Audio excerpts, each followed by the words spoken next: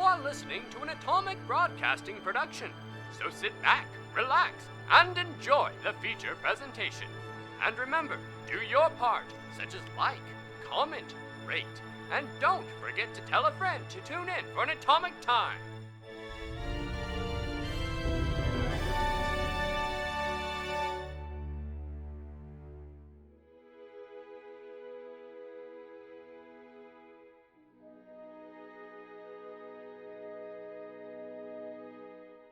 We begin with a view of the southern mountains, the late afternoon sun gleaming between two snow-capped peaks and beaming in through the clear glass panes of Alward Volden's office window.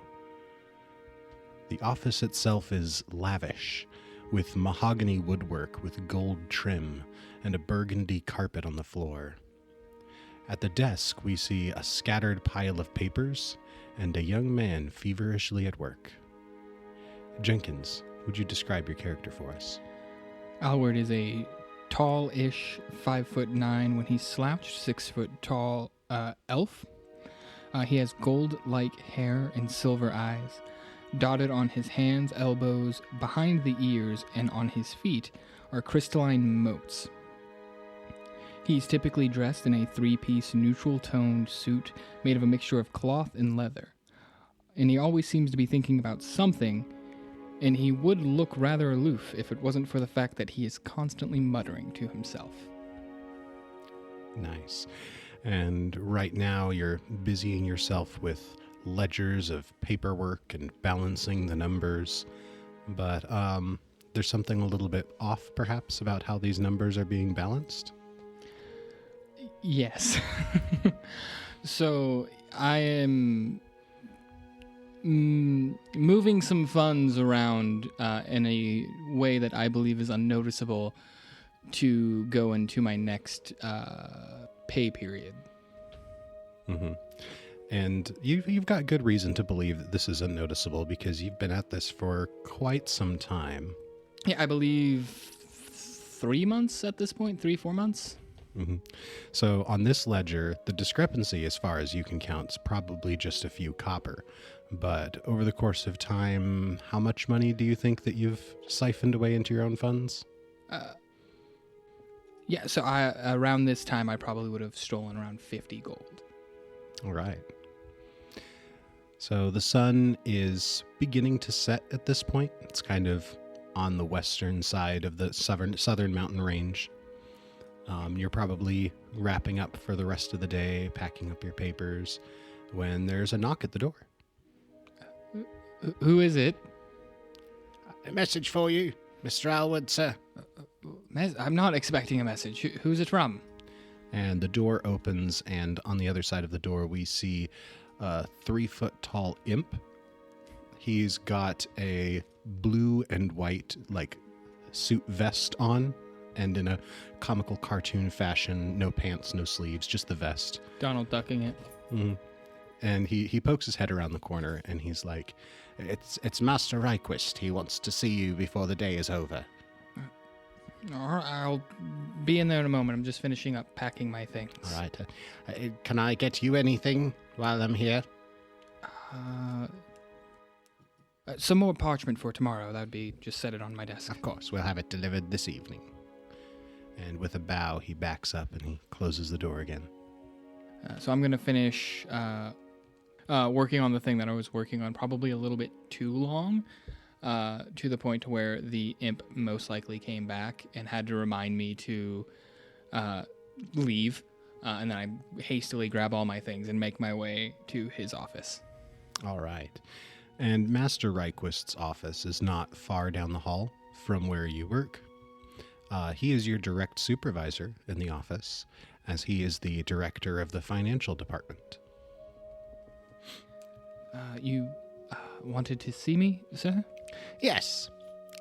Young Master Alward, please come inside. And as you step into the office, you see your employer, Reichwist, who is a gnome. He is of average height for a gnome, but he has a shock of red hair all around the sides of his head that just surrounds like a ring around his balding pate. and he has a huge bushy mustache to match that completely obscures his face, but like it moves with every word he speaks. I really want to touch that mustache. Like me personally, not Mustn't. Alward. You mustn't. Please, Ryquist is pouring himself another cup of tea as you enter and says, "Please." Howard, take a seat.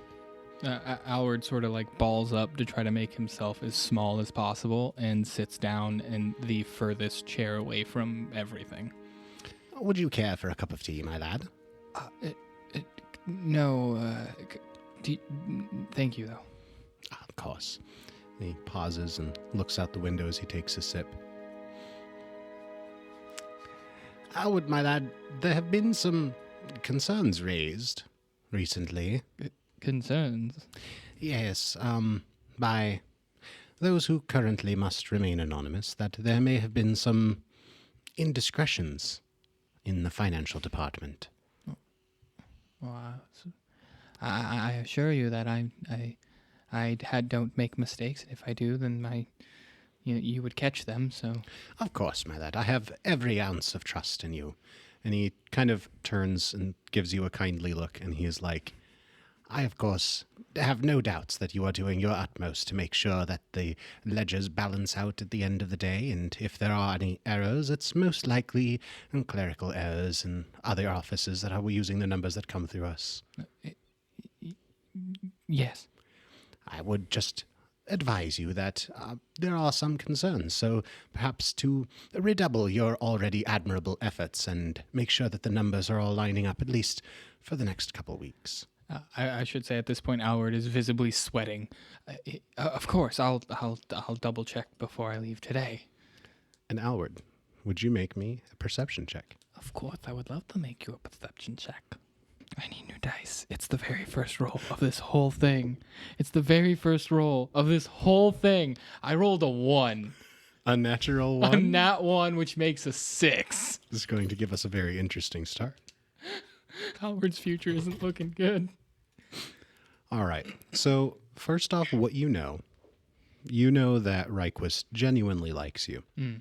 And he trusts you to a certain extent. You also know that he doesn't usually talk to you this way. Usually he's a little bit more fatherly and a little bit more direct.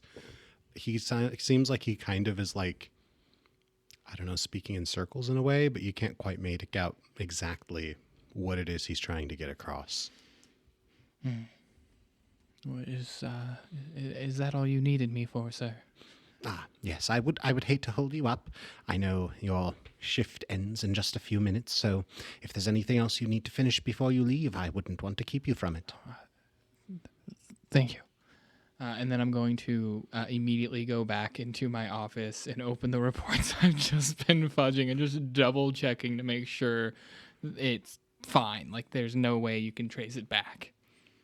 Mm-hmm. But you don't. Right. The balance is out. You still keep the fudged numbers.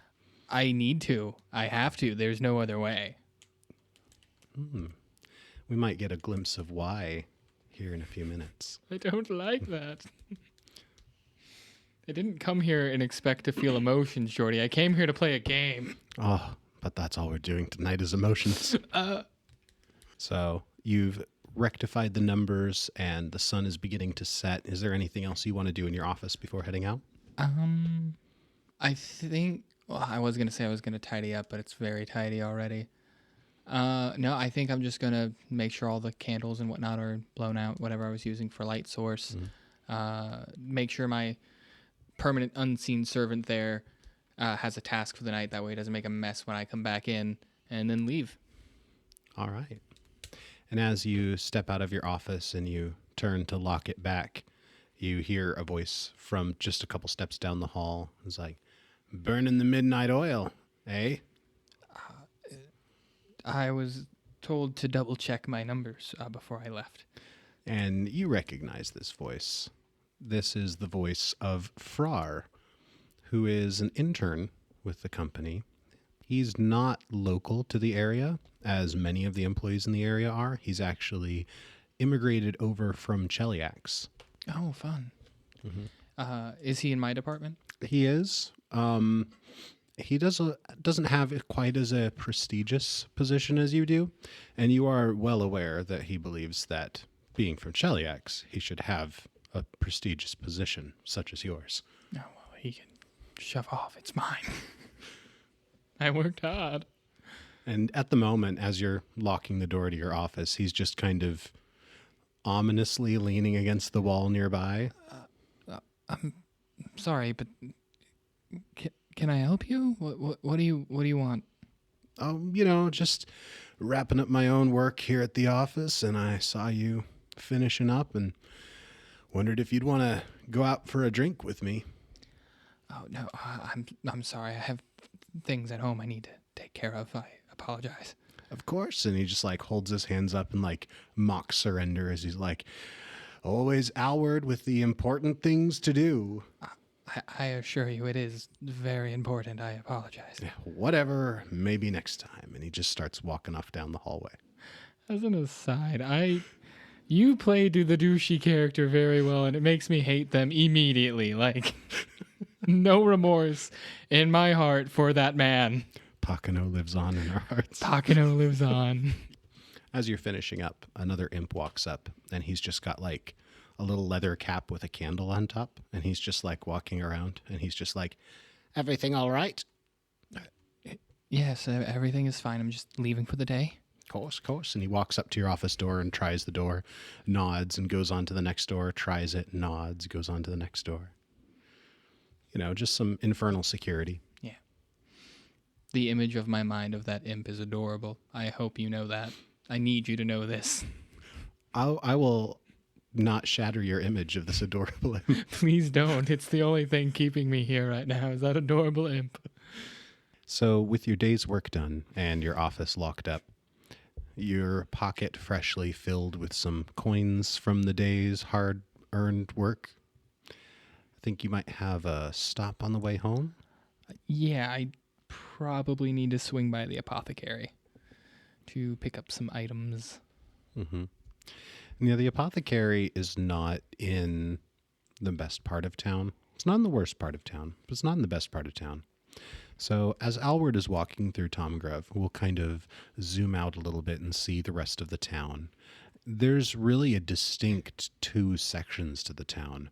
The part you're coming out of is like wealthy with cobbled streets and such, nice buildings. This is the portion of the city that was built for the administrators of the Infernal Mining Company, which is the company that Alward works for.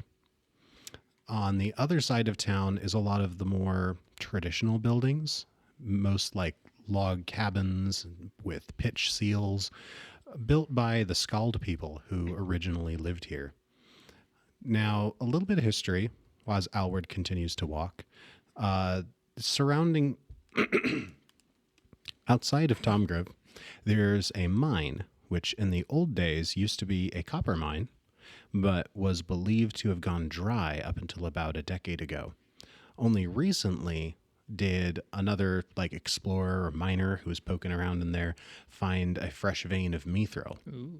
And it wasn't long before the Infernal Mining Company bought up the land rights and quickly swooped in with their corporatization of the area, and the mining is now in full force with exports of mithril every day. Good. Unfortunately, not a lot of this money makes it to the Skald side of town, where Alward is now headed with a purse of money to see the apothecary. Mm. Yeah, so he's definitely going to hold his cloak tight to him, essentially, trying to be as nonchalant as possible, but it's kind of impossible for him to do so. The more he tries to blend in, the more he sticks out. Mm-hmm. A lot of people in the town also would know who Alward is. If not know him personally, they can tell just by the quality and style of his garments that he's with the company. So you'll get various responses from people kind of coming up and begging or spitting on your boots as you go by. There's some mixed reactions to the company's presence. The whole time I'm walking down the street, anybody who gets in my way, they can never get within 5 feet in front of me because there's just an invisible ball walking in front of me, making sure that it's gently pushing everyone out of the way. Interesting. And is there any shall I say, how does this appear to the people? Is it just, do they feel like they're just being pushed by something they can't see? So I would imagine the people would like try to approach, and then it would be like hitting a sort of soft wall and getting like pushed a little to the side, but they don't really know what's causing it. Interesting. Since it's invisible.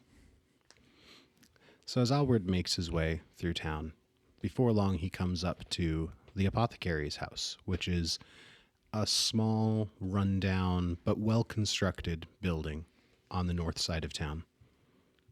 The apothecary has what our modern sensibilities might think of as a drive-through window.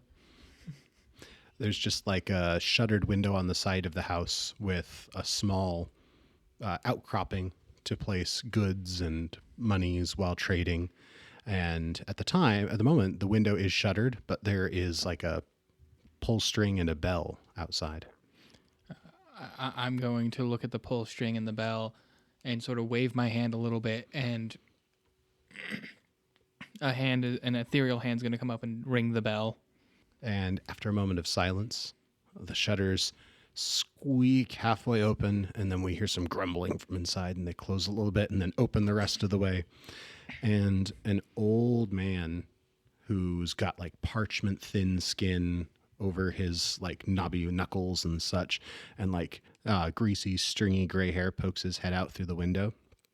And Alward, you know from having dealt with this fellow on a few occasions, you know that he used to work in the mine back when it was a copper mine.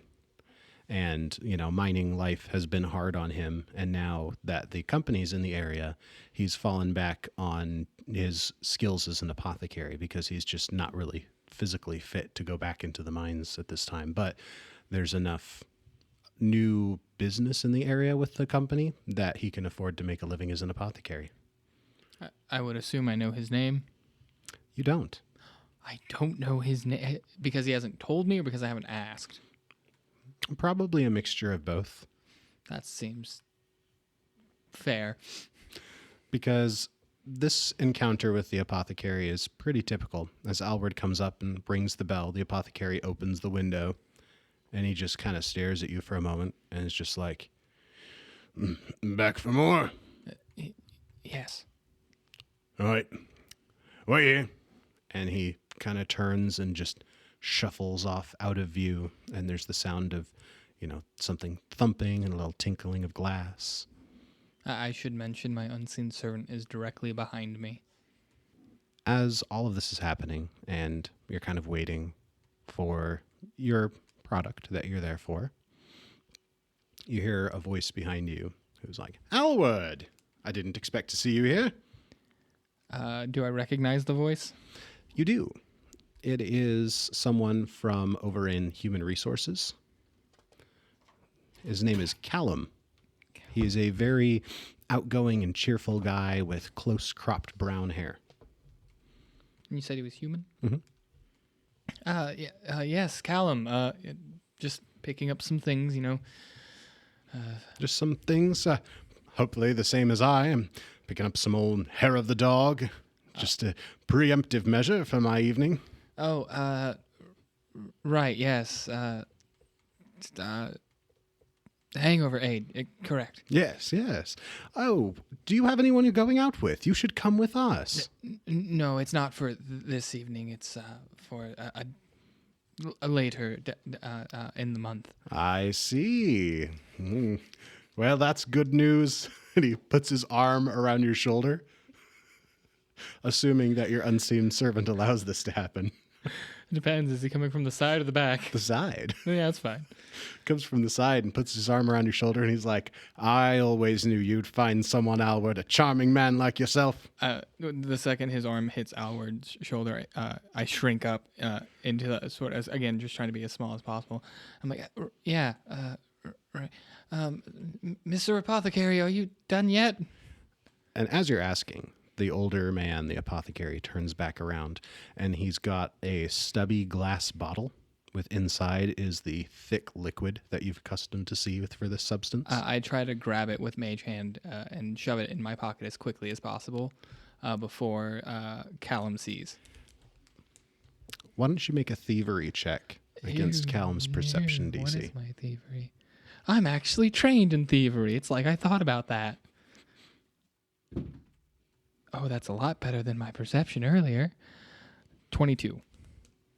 Yeah, so the instant that bottle just sets down and the apothecary is like holding it between his three fingers, just this ethereal hand whisks out of nowhere, slides the glass bottle off the desk into Alward's hand and into his cloak all in one smooth motion. Callum, standing nearby, doesn't seem to have caught really a glimpse of the bottle, and he's like, "Oh, fancy trick! You'll have to teach me that one sometime." Later. And then the mage hand puts the money on the counter for him as well.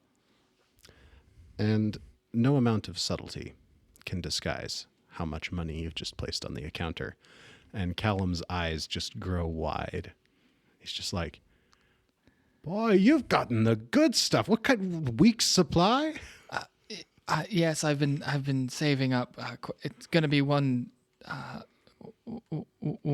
heck of a weekend. Well, make sure you save some for the rest of us.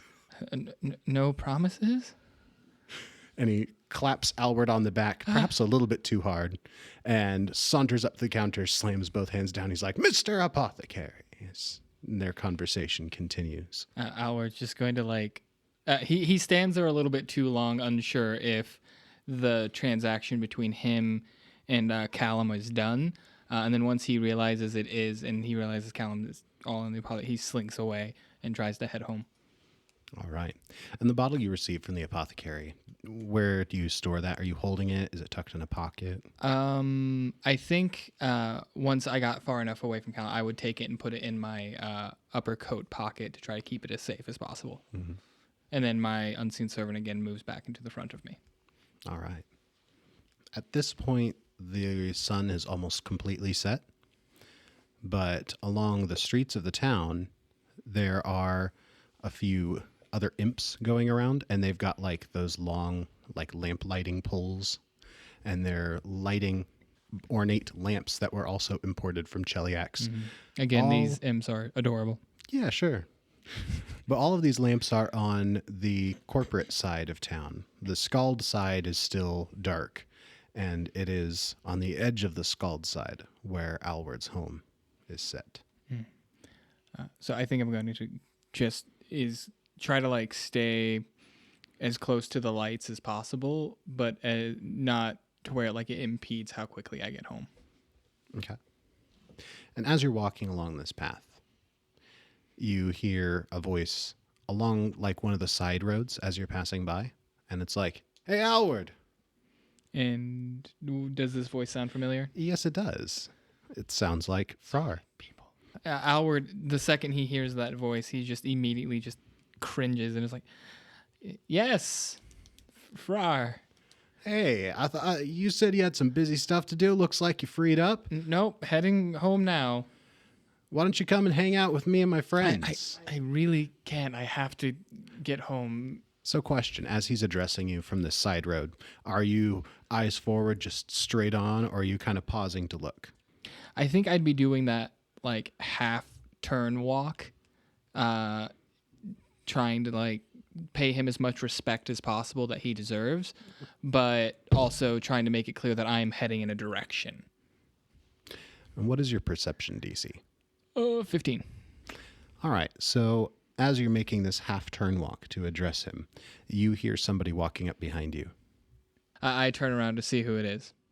So it's a pretty big guy. You've seen him around town. You probably don't know his name. He's about 6'3", broad-shouldered. He works in the mines, and he's kind of coming up and just putting his arm around your shoulder. And he's like, "Come on, why don't you relax? Have a drink with us." Does he look like a Scald? What is he? He is Scald. He's Scald. I'm going to say to him in Scald, "Please, I need to get home to my mother. Let me go." Hey, come on. We won't take too long. We just want to have a chat, maybe share a drink. Again, all of this isn't because I'm assuming Freyr doesn't know Scald. So she's very sick. Let me go. And as you're protesting, and like let me go. He's continuing to push you and like drag you closer towards like that side road. I am going to give me a second. I have to new abilities for a new character. That was awful. I'm sorry to our listeners. What I'm going to do is try to sort of move, like fight against his pushing of me, but I'm going to amp my mage hand to, and this is completely up to you because technically right now all it can do I think is a -10 status penalty to move, but I want it to be like against his movement, pushing me toward the thing and assisting me in going the other way, if that makes sense. Yeah. So you start focusing your telekinetic powers to try to like force a wedge between this guy and yourself to try to push yourself away from him. Yeah, trying to like, because I'm assuming he has me like under, so like essentially try to push him back to give me space to like get around and continue walking. But I can't use the shove action yet, so. All right. Before I narrate, what is your athletics DC? So that I have to double check real fast because I think. A fortitude DC. I misspoke. No, it's an attack spell roll against their fortitude save. Oh, okay. DC. So go ahead and make an attack roll for me. Yeah, let me see my magical attack roll. 17. All right, so that's a success. Nice. So he's like feeling this telekinetic force against him, which technically what it's going to do is going to be slowing him down. Mm-hmm. But he gets the sense that you're trying to like push away and try to get away from him. What it would look like is when I'm like pleading, like forcing me, like 5 hands appear and like grab him and like start slowly pushing him. And for my memory, because I'm not sure, is this something that's visible to everyone? Yeah, I don't believe Mage Hand is invisible. Let me double check. Oh, yeah, because this is just Mage Hand. Yeah, it's just an amped Mage Hand. Yeah. Okay. So then he's going to be like trying to grab onto you with both hands now, and he's like, the freak's using his freak magic! I just need, and this is in common, I just need to get home. Please let me go. So he's got you grabbed right now from a previous roll. Mm-hmm. He's going to try to like knee you in the back now. What a monster. What is your armor class? 15. Okay, so that's a success. You take 5 bludgeoning damage. I thought you said you weren't going to kill me, Jordy. As he's just like, as you're trying to pull away, like his grip loosens and he like grabs both of your shoulders and then he just like knees you in the back. Please just let me go. I don't want to fight you or anything. I just don't want. I can go out with you in like an hour. Just let me get home. As I'm like coughing up blood because he almost halved my health. Farr walks up and he's like, you don't get it. There are no drinks. I would like to cast Telekinetic Rend then. Just not even thinking about it. Just the second I hear that as like an innate reaction, it just appears. As 2 vortexes start warping space right almost on me and on Friar as well. Nice. So it's going to be getting the big guy in Farr? Yeah, and they need to make, it's a basic fortitude save. What's your DC? 17, I believe, yeah. 2 regular successes. Okay, so they will take 4 bludgeoning damage. Nice. So it's just like the space itself warping around them and just like parts of their own like arms slamming into their head and such.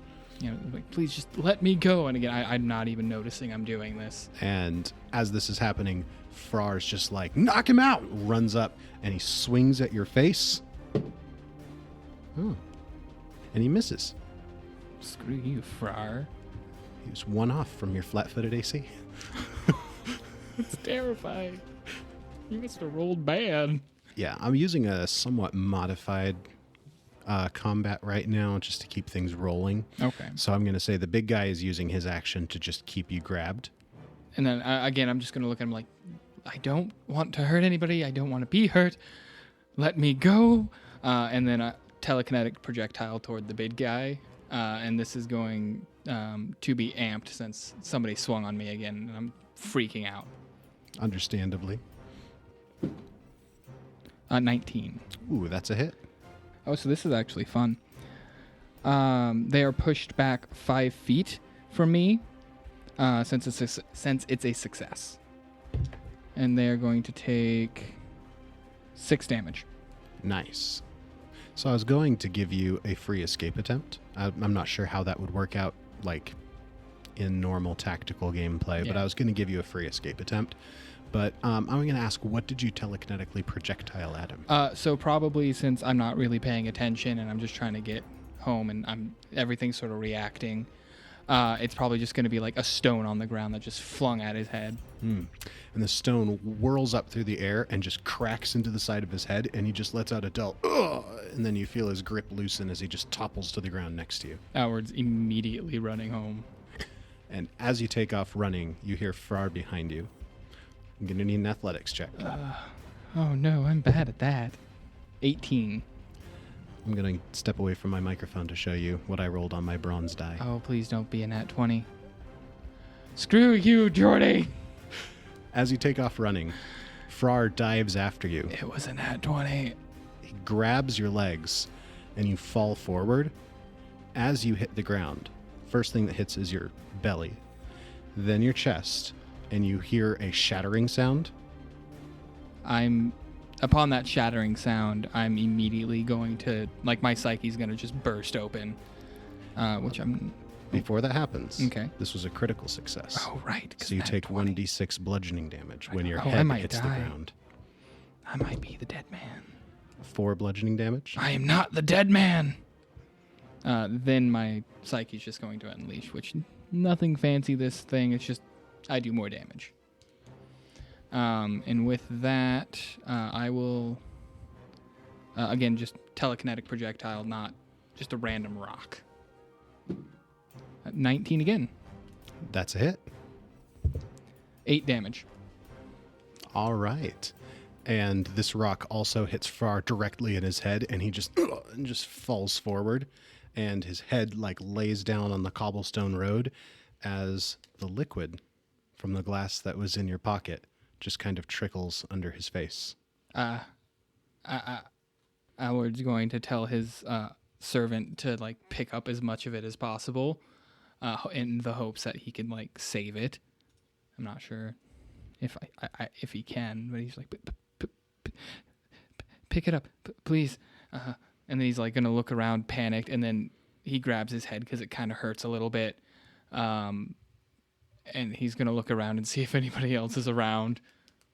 At the moment, the streets seem oddly deserted, except for one imp who starts like walking by, and he looks over and then looks away and hurriedly shuffles off. No, I need. I try to get his attention to like go get anyone to help these people, and so I can explain the situation. Sorry, bud, not in my contract. Stupid imps. How far away would like the nearest guardhouse be, or like somebody to help these people on the ground? Good question. So, the nearest people who would enforce the law in the area, they would probably be back at headquarters at this time of night, unless they're on patrol at the time. So, if a patrol came by, you might get lucky in that regard. But that being said, these are the enforcers, and they're not the friendliest of people. If you'll let me be flavorful a little bit, I'm going to then. Well, how far away was I able to get away from this kerfuffle when I ran away? Like 2 feet or Good 20 feet. good 20 feet? Mm-hmm. And has my unseen servant like picked up any of the goop? A little bit. Okay. There's a lot of dirt and a lot Yeah. of glass mixed in. That's fine. I mean, that's not fine, but that's fine.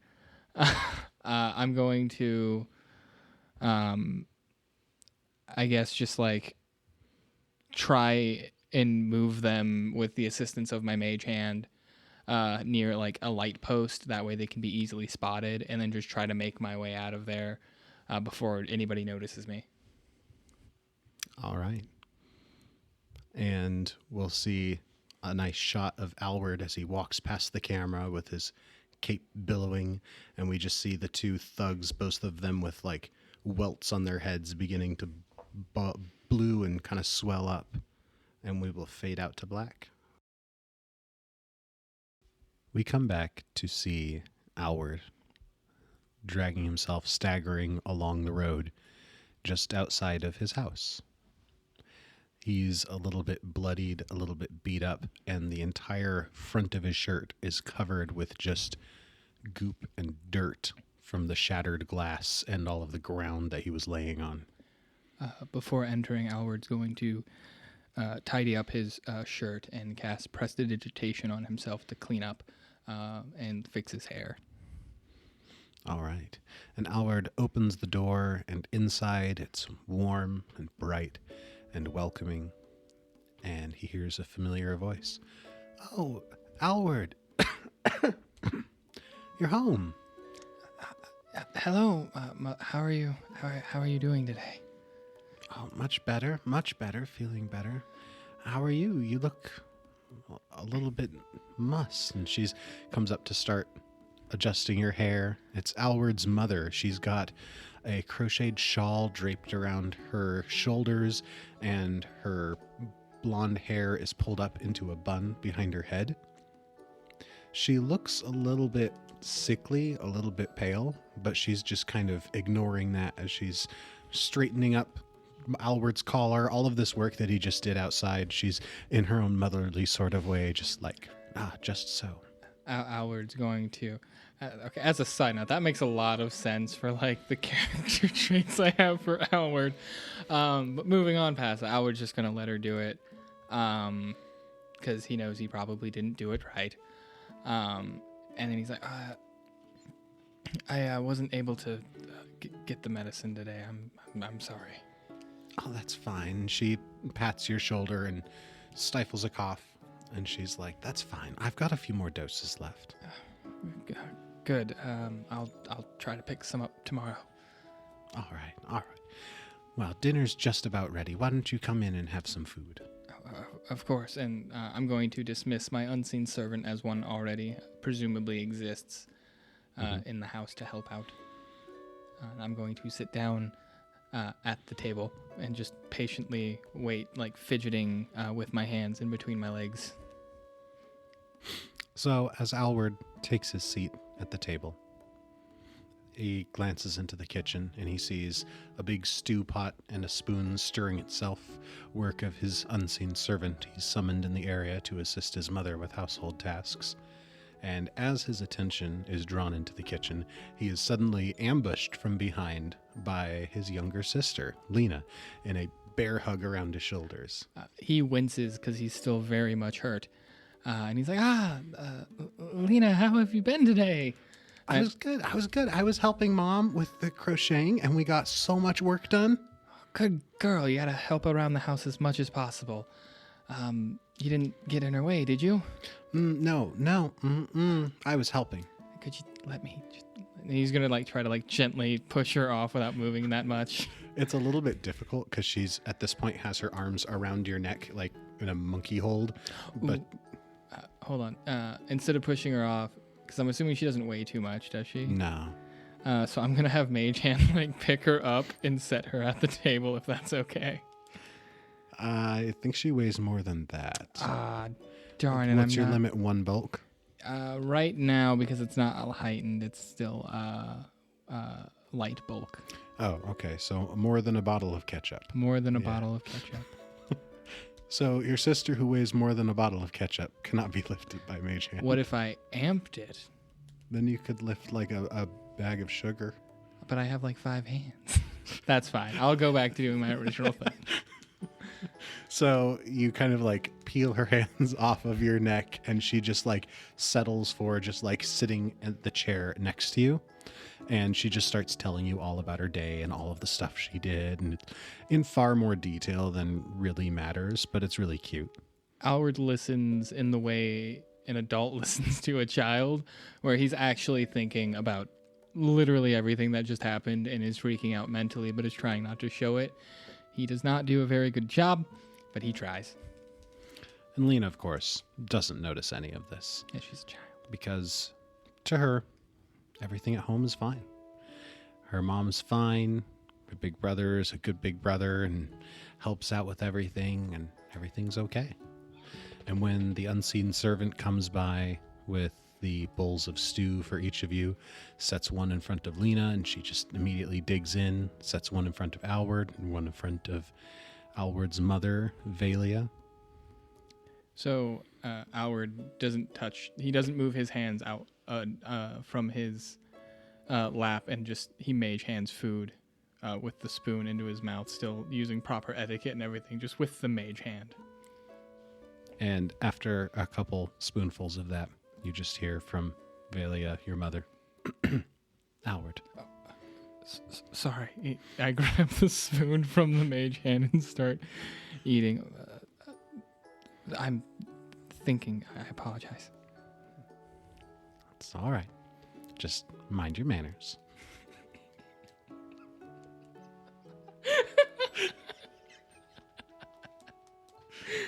I don't know why that's so funny to me. I love the contrast of the supernatural and the mundane. Yeah, just, Alward, don't use mage hand at the table. I'm sorry, Mom. So yeah, I think I'm just gonna finish eating food. Mm-hmm.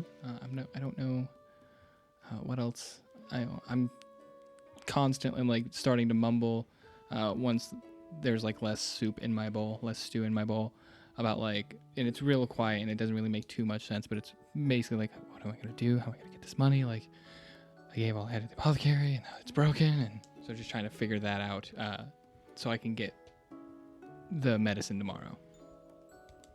Makes sense. The rest of the evening passes with simple quietness, and if it weren't for these worries on Alward's heart, he would probably have a pleasant evening. But as it is, I imagine he's just kind of stressed and not really able to enjoy it. Yeah. He's also in a lot of pain. A lot of pain. Makes sense. He's been through a lot. Speaking of a lot of pain. Oh, no. Would you make me a fortitude save? Do I have to? You could just fail if you wanna. I would prefer not. I'm probably going to. My fortitude is +3. I'm very fortuitous. Same verse, second verse, same as the first. It is a nat 1 with a 4 total. I'm enjoying the narrative trajectory. It's not going to be a fun campaign for Alward. So, Alward, you head to bed and you gingerly climb into bed. First you lean in like you normally do, and then there's just a sore muscle that just sends a twinge of pain up through your arms. You carefully readjust how you're laying. And the next day, you wake up and the sun is streaming in through your window, which is not good because normally you have to get up before the sun. I'm immediately going to bolt up, summon my unseen servant to start gathering my things, and just rush out the door as fast as my body will let me. Which is moderately fast. You're a young fellow. You spring back quickly. In fact, I would wager a guess you probably regained 3 hit points over the night. It's your level plus your con? Yeah. I gained 1. Or sorry, your level times your con. I gained 1. You get 1 hit point over the course of the night. I have no constitution to speak of. I'm shocked, Michael. You're shocked that... Yes. So, Alward, still bruised, still beat up, sore muscles, is hobbling his way through the town, his unseen servant following him. Alward, you have a really good head for numbers, time, and spacing. Just from the position of the sun, it's probably about lunchtime. I'm going to go ahead as I'm walking, have my unseen servant hold open a book and have my mage hand be writing as I'm walking. And then let me double check something about unseen servant. And I'm just going to have it travel 60 feet in front of me at all times, trying to deliver a letter to someone who can take it to my office, being I apologize that I am late. I'm on my way. I am sorry. So your unseen servant's trying to find somebody to give that letter to? Like an imp of the company, anybody who can move farther away from me than my unseen servant. Because I'm like, go! And then it gets 60 feet. And I'm like, right, crap. So it kind of walks up at first to an imp who just looks at it and is like, that ain't in my contract, and keeps sweeping the streets. Walks up to some bureaucrat businessman who just sees like this letter floating in front of him, and he takes it and sees it's not addressed to him and just like tries to hand it back, and at first it just falls to the ground.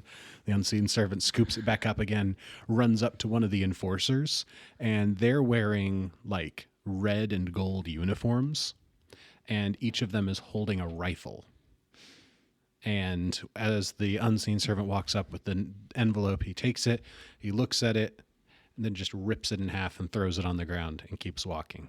Alward probably wouldn't have noticed. He's too busy just going. He thinks his unseen servant's doing a good job. So, in slightly under your normal pace, which is record time for as beat up as you are, you arrive at the office. I'm going to enter and try to hastily make my way to my office before being seen by anybody. Mm-hmm. The halls are as busy as usual. Nobody seems to be paying too much attention to the fact that Alward's coming down the halls. The only trouble you run into is when you open the doors to your office. And inside, at your desk, you see Ryquist and Frar. Master Akris, what is Frar doing here? Oh, Alward. Good to see you again. Yes. Yes, I'd heard you'd been in a bit of a scrape last night. Yes, Mr. Frar wouldn't let me go home and hired a thug to assault me, as you say. Ryquist, with his bushy mustache just kind of curling up and bristling in confusion, and his eyebrows cocked, looks over at Frar, who just shrugs, and he's like, I don't know. I mean, I saw it happen. I guess he thought I was part of it. No, you specifically asked me to go get drinks, and I said I had to get home, and then you said there was no drinks, and that man became very violent, and I tried to get home, and you wouldn't let me, and then you got hurt somehow, and then I put you up against a light and went home. Frar just looks at Ryquist, and Ryquist just kind of nods. He does sound a little delirious. No, this is... Master Akris, you have to understand, that's what happened. Of course. Perhaps we should continue this discussion after you've had some time to recuperate. I don't... What discussion are we having? Is he going to get fired? He assaulted me.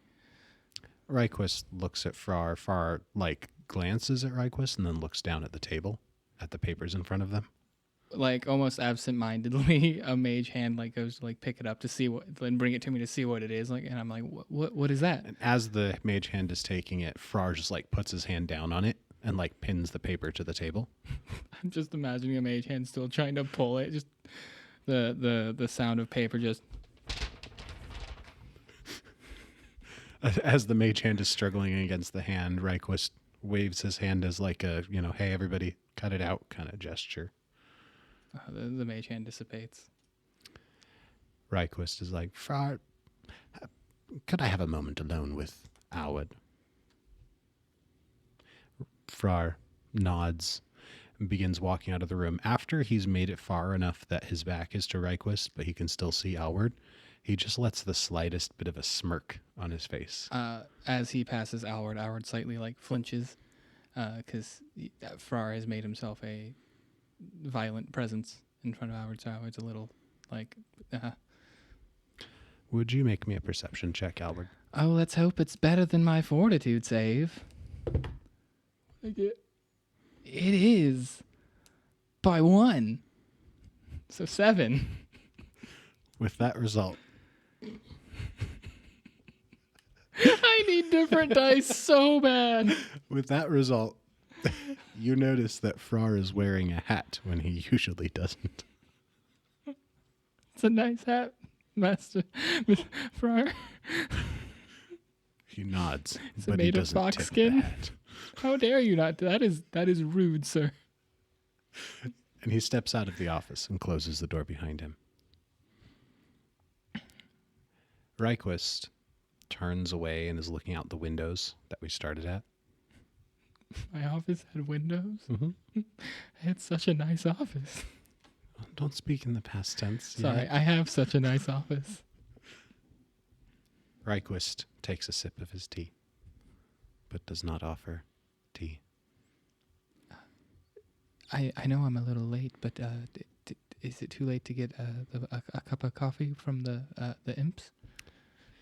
Alward, my lad, when I heard that you would be indisposed today after your incident of the previous night, But- I decided I would come in and get started on some of the more crucial duties that you usually take care of.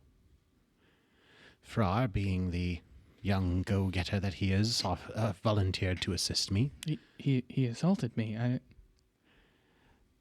and the two of us together were going over the numbers. Did you find a mistake? I don't. Alward, my lad, there's a discrepancy of 22 gold pieces since you started working with us. I assure you, I don't know what you're talking about. And again, I am Alward. I am visibly sweating. Maybe the motes are like starting to glow a little bit, like rapidly pulsating. Would you make me deception check? Oh boy! Oh wait, what? Why am I trained in deception? That's not right. I shouldn't be trained in deception. I should be a bad liar. That's fine, because my dice hate me. 8. Ryquist. Ryquist seems unfazed by your protests. It's fair. My lad, I'm afraid the mining company must take such indiscretions very seriously. What does this mean, sir? I don't understand. Alward, for a sum of 22 gold pieces missing from the company's coffers, I'm afraid I have no choice but to immediately dismiss you from service. Alward's eyes get real big, and he drops all pretense. He's like, "You don't understand. My mother, she was sick, and I asked for a raise in advance, and they wouldn't. I was gonna pay it all back once she was better, but she was sick, and then Freyr assaulted me, and he broke the medicine, and." Ryquist turns around, no longer looking out the window. Now he's facing Alward, and he says he's got tears in his eyes. My lad, this is my duty to the company. I hope you understand that I'm doing what is best.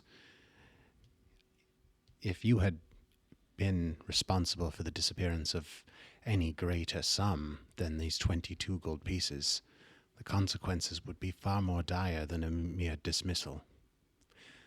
I'm glad for your sake that you had more self-control.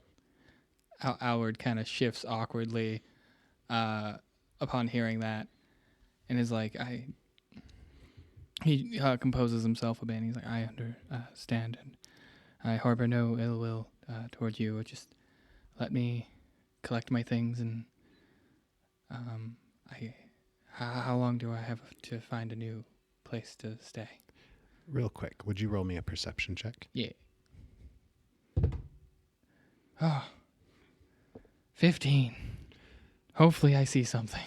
So as you're saying that and kind of reading Ryquist's face, you realize that he knows it's not 22. Alward immediately breaks down and looks like he's going to go hug him, but then he thinks better of it and has his mage hands pat him on his shoulder and thanks. And my question still stands. Ryquist nods and he's like, You have until the end of the day to vacate your office, and until the end of the week to vacate the company-owned dormitory. Understood. I will be removing my enchantment of my unseen servant, and then I will be collecting my things. I think that for the best. If you don't mind, sir, giving me a moment alone to do so, but do know that before you leave, I was telling the truth about Freyr. He did assault me. Ryquist begins walking out of the room, but just as he's going to pass you in that classic dramatic cinematic moment where you're facing opposite directions, he pauses and says, "Rest assured, young Alward, I shall investigate into Freyr with even more rigor than I investigated into you." And then when he leaves and the door shuts, Alward's going to lock it with his mage hand and sort of take his time in grabbing his things, and he sort of like grabs his scale, and he's touching everything with his hands, and he's grabbing his scale and giving it to the unseen servant to hold, and grabbing all the little bits and bobbles for his scale and gives it to the unseen servant. That's basically all he had there that was his, was the scale, but he's just going to take a lot of time remembering the office and reminiscing. That's the word. He's going to be reminiscing. Makes sense. Yeah. Because you've worked here in that same office for a couple years now. Yeah, as long as I've been moved from Cheliax, I've been here. Yeah, and this is probably the most stable place you've had to call home for most of your life. Well, for at least 11-ish years, 12, 13 years. And then he's going to, he is taking all day. They said he had all day. He is taking all day, even though I'm sure Ryquist knows that he only has 2 items. But he is taking the whole day and leaves at the exact moment. He's out of the door the second his shift would have been over. As Alward walks out of the door at the end of his shift, he walks past Ryquist, who is standing outside the door, and is like, "I hope you understand there no ill will between myself and you, my boy." Of course not. No. I know you would have done more if you could. Perhaps sometime after this all blows over, I might come and visit that coffee shop you've been inviting me to. Oh, do. It's very good. Just like back home in Cheliax, they have the crema, and she knows how to brew it. It's very good. I think I would like that. And Ryquist turns and walks back into the building. Alward is just going to stop and stare at the building for 1 moment longer, and then head home, and he's just going to be mumbling the whole time rather loudly about how he's going to explain this, what's he going to do for a place to stay. He's just trying to figure that all out. And we'll do a hard cut there.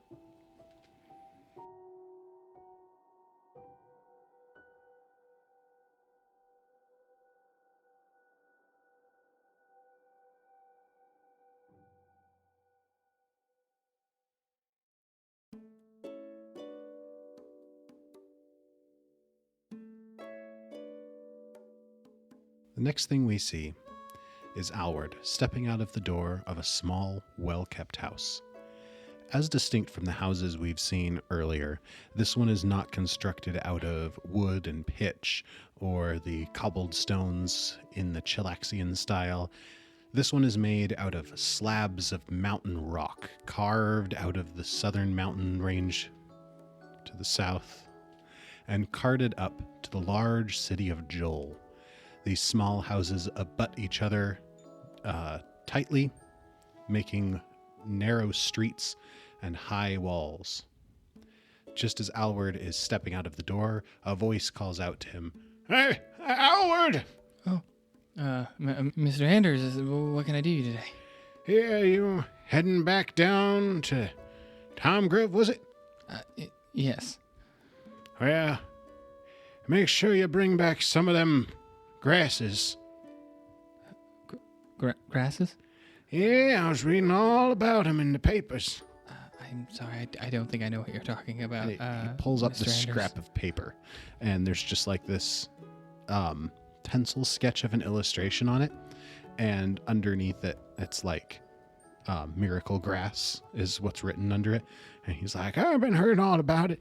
If you bring this back to me, we'll consider your rent paid in full. And he gives a huge stage wink to you. Right. And Alward mage hands the paper, and he doesn't like grab it or anything. He just holds it with the mage hand in front of him. As the paper drifts towards you, it kind of flops a little bit, and you can see on the other side, and there's some hastily scrawled writing.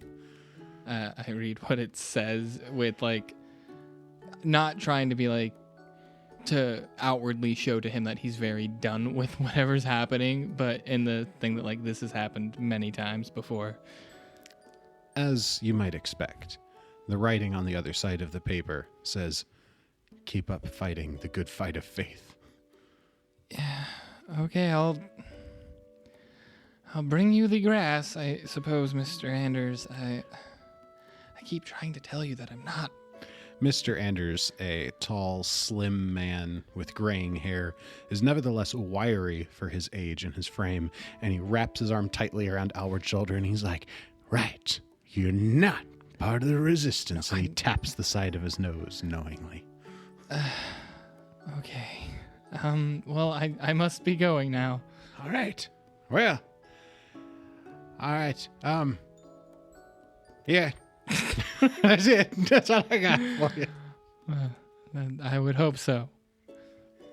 As Alward is setting out from the house through the city of Joel, it's a very different surroundings from the divided population of Tomgrove. While Joel has its own societal issues and poverty and divides, it's nevertheless a more unified civilization. In Tomgrove, we see a strong distinction between those who are with the company and those who are not with the company. Joel is your average Skull town, just people living their lives. And it might be a little bit refreshing after the years of the highly regulated society that Alward had found himself a part of, to just be in a city full of people where kids go running by as they're playing tag. Someone tries to sell you something as you walk by, and everybody's just being themselves, living their lives. Alward is, unlike where he doesn't have his unseen servant sort of following ahead. He's not as worried as people like bumping into him. He's not in as much of a rush. So he's just going to make his way to where he always does every morning, which is to his favorite coffee shop, the Morning Contract. Morning Contract at this time of day sees a lot of patronage. It's late enough in the morning that all the early comers have already gotten their coffee and moved on, but not so late in the morning that nobody wants coffee. There's plenty of people around, and it's definitely at the peak of business, so Alward has come at just the right time. As he walks in, he is greeted by the proprietor of the business, a Zia Faldazig. She's a gnome. She's got bright blue hair, but it's all like tied up in a messy bun over her head that bobs dangerously whenever she moves around. As Alward walks in through the door and a small bell over the top tinkles, she's just like, Alward, you're here just in time. And she just walks up, and as before Alward can even say anything, she's already got an apron on him, and she's tying the strings, handing him a list of orders, and is just rattling off. So, okay, so so-and-so wants this, and he wants as usual. And Alward sort of takes a second, and it looks like he's frozen. But then after she gets done rattling, about 3 seconds after that, mage hands and an unseen servant just starts passing out drinks to everywhere, barely making a mistake. Maybe once or twice you hear, oh, that's not mine. But for the most part, it's spot on. I would imagine Alward's kind of like in the zone now. Oh, yeah. He is fully focused on that. He has both the unseen servant that he's undoubtedly made for the cafe helping out, and his own unseen servant that he's now summoned helping out too, just trying to get the rush gone. Nice. And after an hour or so of that, the rush has really died down, and it's really early afternoon now. People are kind of coming by every so often, but it's more for like social hanging out, or maybe some of the more well-to-do patrons who come to sip on a coffee and read a book. And Zia walks up and she's like, well, got through that. Time for you to take a break, eh? Yes, please. It's a very hectic morning. Right. And she hands Alward his favorite coffee. He grasps it with both hands, and immediately all the tension, the second he grasps it, like melts away, and he just sort of comfortably sits down and becomes as small as possible and starts sipping on it. And how does Alward like his coffee? Alward loves his coffee specifically made slow dripped with 2 cubes of sugar. He measures them out before he started trusting Zaya every morning, and a specific amount of creamer, which I can't remember off the top of my head. I'm a bad player. 2 ounces of sweetened cream and 8 grams of sugar, which equates to about 2 cubes. Yeah, and by now, I'm sure you've had enough coffees made by Zia that you trust her production of this coffee. Fully, but for the first 3 or 4 months that he lived in this town, he double-checked everything. Like, he weighed the coffee when she wouldn't let him make it himself. As you are sipping on this coffee and enjoying this breath of peace and a bit of a break, the door to the shop opens and a new person you haven't seen before steps in, which isn't entirely uncommon. The Morning Contract is a very popular place, and a lot of travelers will come through and stop by. But it does catch your attention because you do recognize probably about half of the patrons who come through as regulars. The one who steps in is a dwarf. He has dark brown hair, but in his beard are streaks of gray and silver. He has a deep green cloak and a hood pulled up around his face. He walks past you up to the counter where he talks with Zia for a little bit and gets a cup of coffee. And then, perhaps somewhat surprisingly, comes directly to your table and sits down across from you. Alward is shocked for 2 reasons. 1, he's sitting on his unseen servant. And 2, he then looks at him and is like, there's open tables over there if you don't mind. I'm on my break. Oh, I'm sorry. I didn't realize I was intruding. Also, you're on my... it doesn't matter. And then I move the unseen servant, so he just Oh, the seat just got a wee bit harder. Yeah. Right. Well, you looked like you had a good head straight on your shoulders, and I thought you might not mind if I stopped for a chat. Sure. Are you live in this town, boy? No. I live in Joel. Oh, Joel. It's a fair bit from here. You say you're on your break? Yes. You work here? And he's not able to say the word, so he just shakes his head, sort of meekly. Joel. That's a bit of a commute. Yes, I have to get up rather early. Yeah, that's inspiring dedication there. And he takes a sip of his coffee. Alward just sits there awkwardly, trying to not look at this dwarf.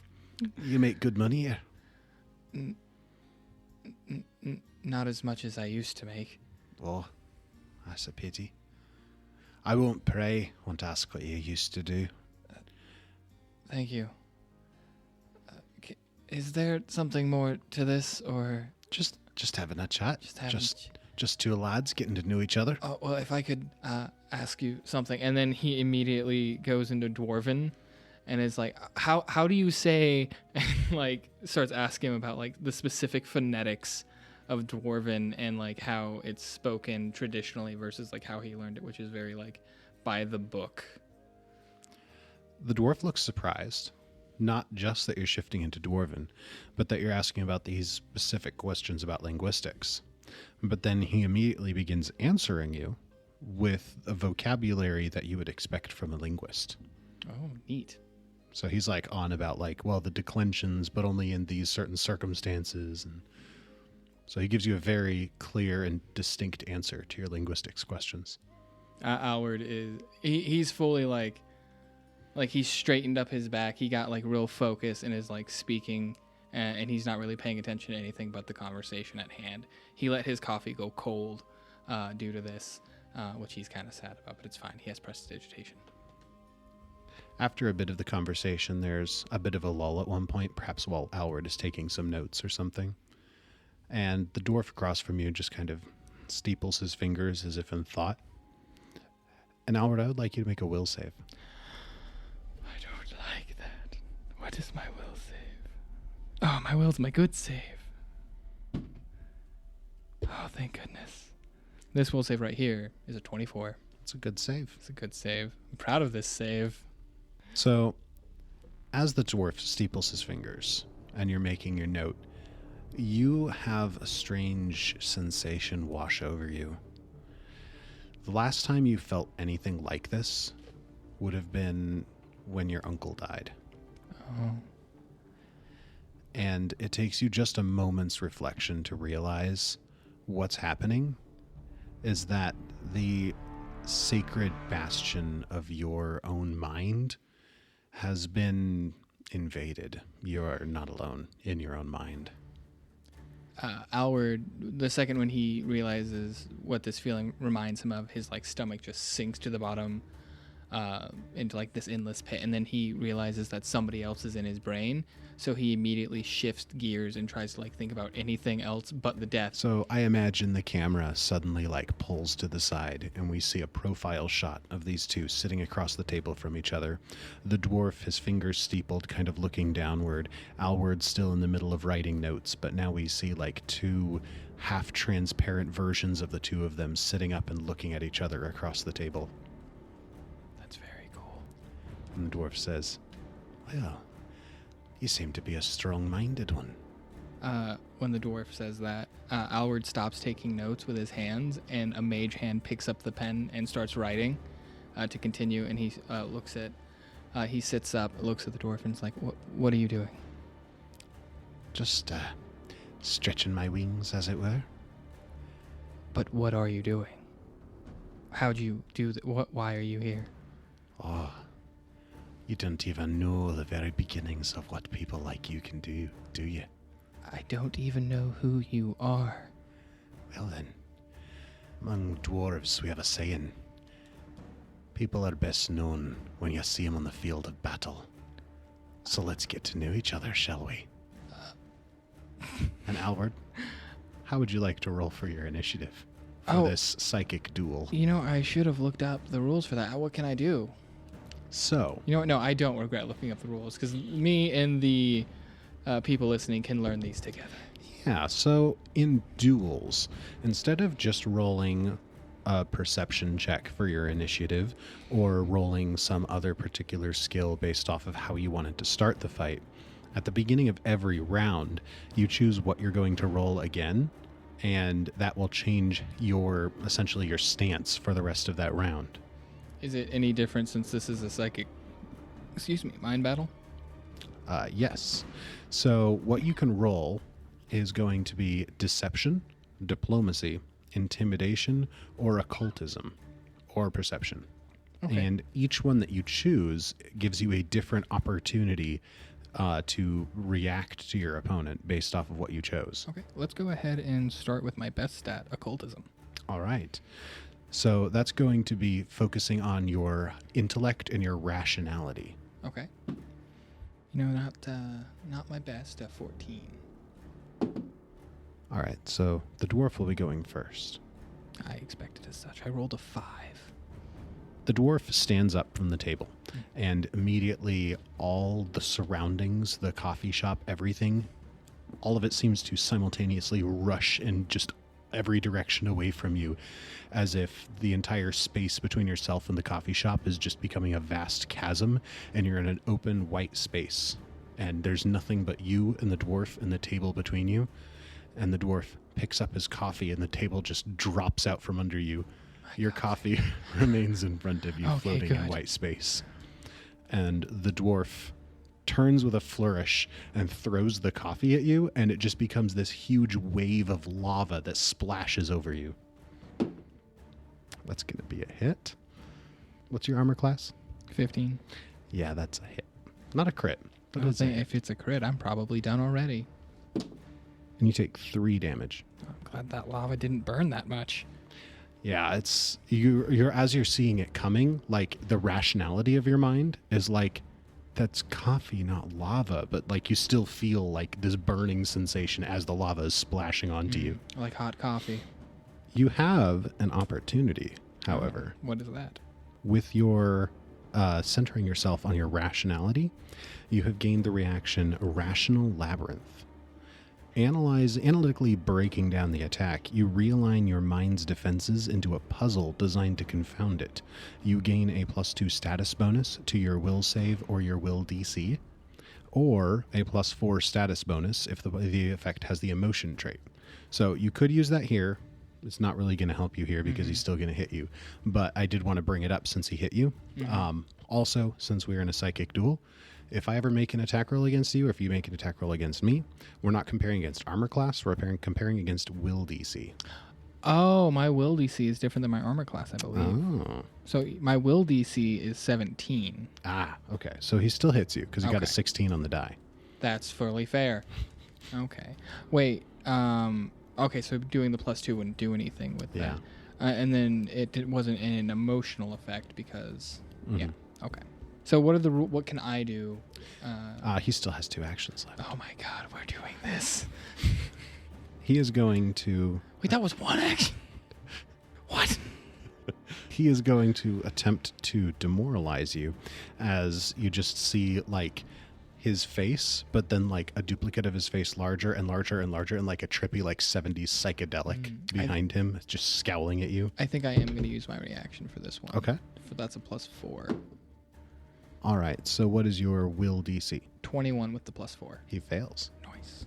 because of your +4. Yes. So with that, then, how does the labyrinth play into your defense here? So, as his face gets larger and larger and larger, I think Alward's labyrinth in his head essentially is just going to start like building up around it to stop it from growing, and then it's going to force it to shrink back down. Nice.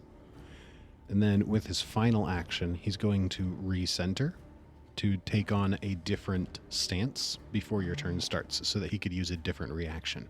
Okay. So what are some of the other reactions that I would have available to me? Yeah, so we'll list these out real quick. If you use Perception, you get Armor of Insight. You can get resistance to mental damage against a triggering effect. And is all of this considered mental damage? Mm-hmm. Okay. If you use Diplomacy, you can get Empathic Orbit. You display your empathy towards your opponent, and they become stupefied. Oh, neat. If you use Intimidation, you can use Ire's Spear. With your blazing anger, if somebody hits you, you can hit them back. You've already seen Rational Labyrinth. And then the last one, if you use Deception, you can use Sensory Phantasm. Using your Guile, you can send psychic illusions through your mental link, making yourself harder to pinpoint and become concealed. That's neat. And that's just a reaction? Yeah, these are all reactions. Okay. And then, so what can I do on my turn, since this is sort of a weird, wobbly thing? Anything that you can normally do, like literally anything you can normally do, but you can feel free to flavor it as whatever you want. Okay. Also, you are considered within range for anything. That makes sense. So, we're just in a complete white void right now? Mm-hmm. Okay. So, Alward is going to increase the size of his coffee mug and then launch it at him. But it, instead of how I want it to be clear, it looks like it's going to come in the front, but then when it hits him, he'll get hit in the back from behind. Nice. And I use normal attack rolls and everything. Mhm. So that's a 17. That's a hit. Okay, so that's... gosh darn it, I need to... 5 damage. Nice. And that was 2. And then I'm going to go ahead and refocus to Deception, I think. That's a bit better. 16 for Deception. Okay. So you have one action. Oh, no, because you use 2 for telekinetic projectile. Yep. Okay. Because my hit to hit is not good, and I still have to use my physical to hit, I presume. All right. So it is the next round. What did you say you got for your deception? 16. All right, you go first. Okay. All right, so it's your turn, and you're using a deception center, correct? Yes, Okay. at a 16. I'm going to change, for this one, I'm going to change the landscape into a calm, idyllic field. And then in the space behind him and in front of him, 2 tornadoes sprout up for a telekinetic rend. Nice. And yeah, I'm going to go ahead and amp that. So that's a fortitude save, actually, not a roll. Aha. All right, and what's your DC? 17. All right, so he fails. Oh, wow. So he is going to take 1d6 slashing and 1d6 bludgeoning damage. Let's see here. Because you amped it. Yep. Nice. And nothing else since he didn't critically fail. Ooh, 6 damage. All right. And then, I guess I'm going to try and intimidate. Well, no, because that's really all I can do. Unless I want to try to bop him, but I don't think I can bop him. You could always try bopping. I can always try bopping. I'm going to try to bop him.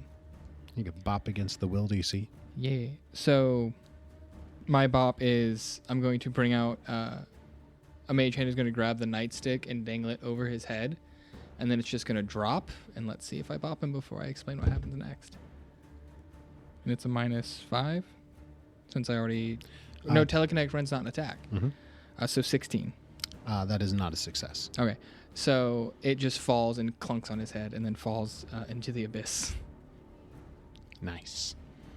If I would have hit, it would have grown to massive size. Oh, And that then- is what I was thinking. Yeah. I love that.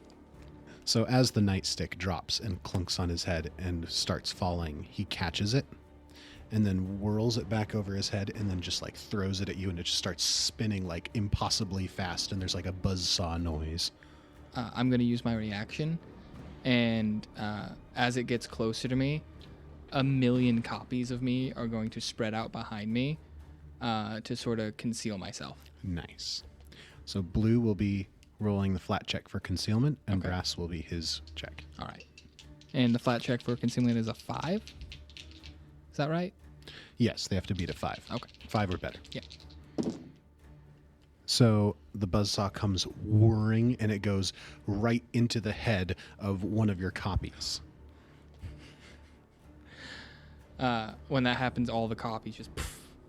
Nice. Yes, he failed on his flat check to target you through the illusion. Good. Oh, wait. Do I get concealment for the round or just for that attack? Until the end of your next turn. Then the copies stay. Nice. That one does go poof, though. So then the buzzsaw nightstick goes whirring past you just into the oblivion, and the dwarf just grunts and then like looks at you, and just like his scowl darkens as he begins focusing. Storm clouds are focusing over your head, and I'm going to need you to make a will save. 14. All right. That's going to be a fail. Yeah, that's fair. A regular fail. Oh, thank goodness.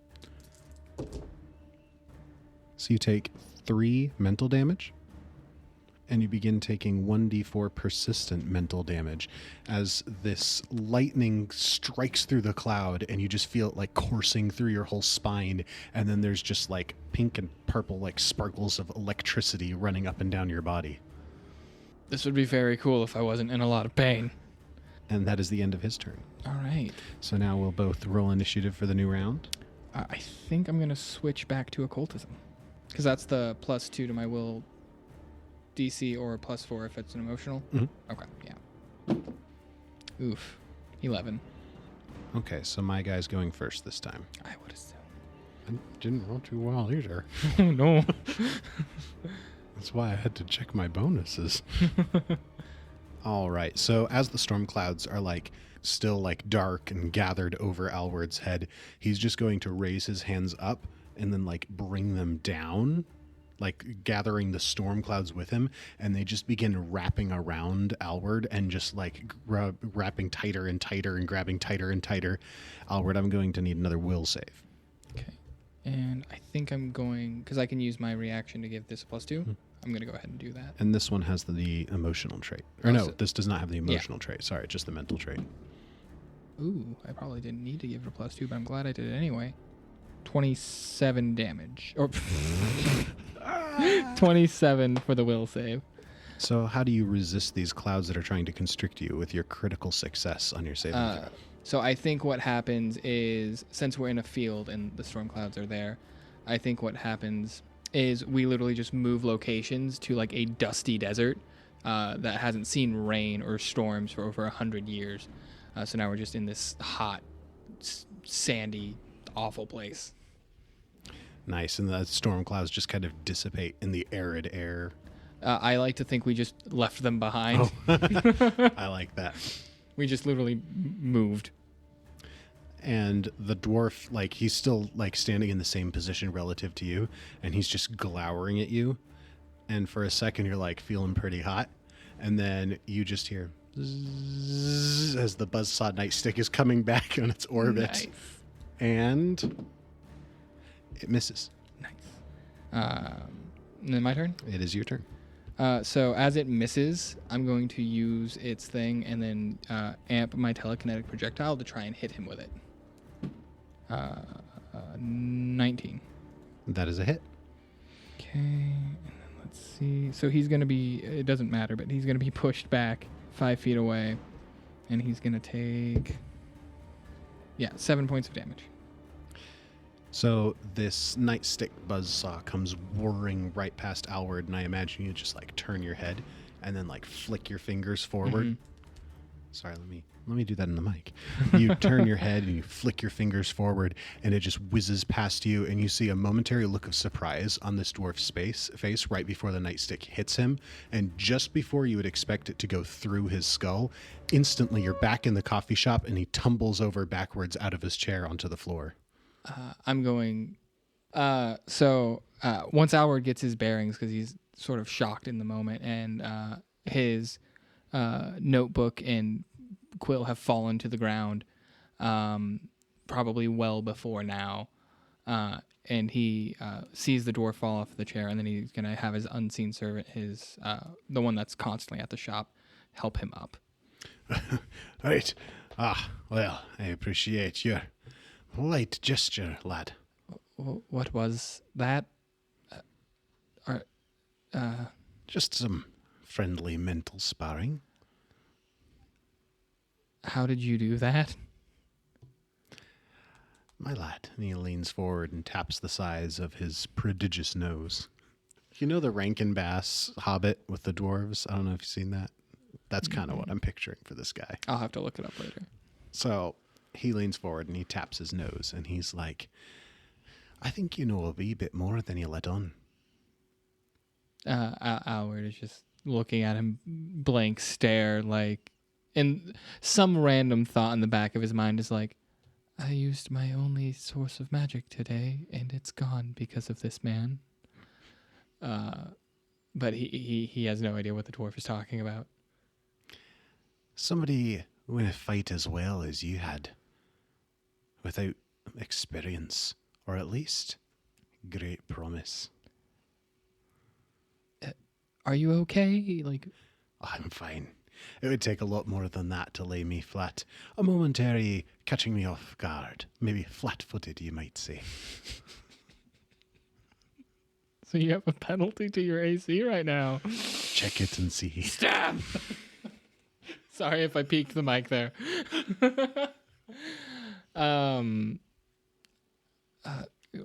What is your name? Like, can you show me more about this? I don't. The name's Bran. Of course it's Bran. I might be able to teach you a wee bit more. But first, I'll need a favor. I'm busy most days, dude, But what's the favor? I've got a job for you, and it's gonna pay you a lot more than this stinky little coffee shop does. No disrespect, Bran, but why didn't you just open with that? I had to test your mettle first, see if you're up to the task. I don't. Okay. Let's see. I'll order us another round of coffee, and we'll go over the particulars of the job. My shift starts back up in like 5 minutes. He pulls out a sack of gold and sets it in front of you. Your shift starts in a week, and you're going to need some help. And I think that's where we'll cut this prologue. Yeah, that's really good. I like that. This has been an Atomic Broadcasting production. Pathfinder, Galarian, and the Lost Omens world setting are copyright of Paizo. More information at paizo.com. Music in the show is from Monument Studios' collection, as well as assorted artists with some original tracks composed by Jordy Hake. More details in the description. If you enjoyed the show, please remember to share with a friend, and we'll look forward to seeing you again next time.